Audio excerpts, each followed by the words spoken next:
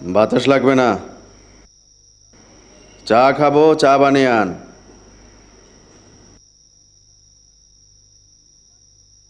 তুই কতদিন থাকবি? জানি না। জানি না কি? বিশ্রাম নিতে এসেছি মা, বিশ্রাম শেষ করেই চলে যাব। পাখি উড়ে যাবে। আমার শরীর খারাপ মা। কি হয়েছে? শরীর ঠিকই আছে, মাথাটা মনে হয় সামান্য খারাপ হয়ে গেছে।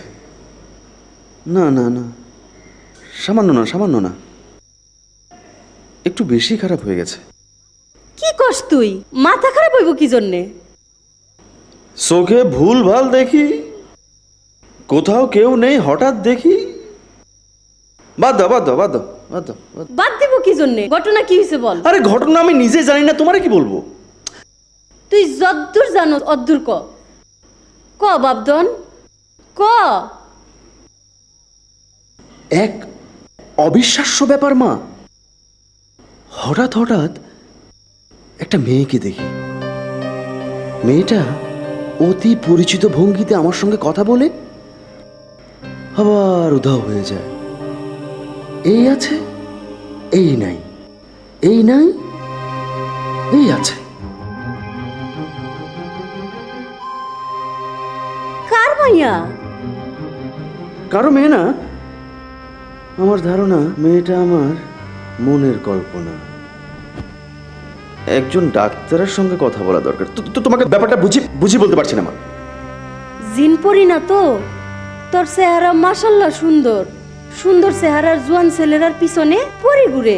উফ মা, তুমি কি যে বলো না, পরি, পাখাওয়ালা একটা পরি আমার পেছনে ঘোরে। মাইয়াটা তোর কাছে কি চায়? মা, এই ব্যাপারটা বাদ দাও, বাদ দাও তো। এ নিয়ে কথা বলতে ইচ্ছে করছে না আমার। আমাকে অতি দ্রুত আমাকে একজন ডাক্তারের সঙ্গে কথা বলতেই হবে।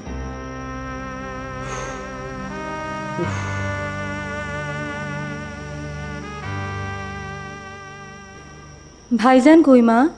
শুনছস ঘটনা? এক বদ পরি তোর ভাইয়ের পিছনে লাগছে। কি কও মা? ইয়া মাবুদ, ক দেহি এখন কি করি? হ্যাঁ থাকে শহরে, আমি বিধবা মানুষ পইরা রইছি গ্রামে। ভাইজানরে একটা বিবাহ দিয়া দাও মা। জুথি মেয়েটার সাথে সম্পর্ক করো, ভালো মেয়ে, বিবাহ হইলে সব ঠিক হয়ে যাইব।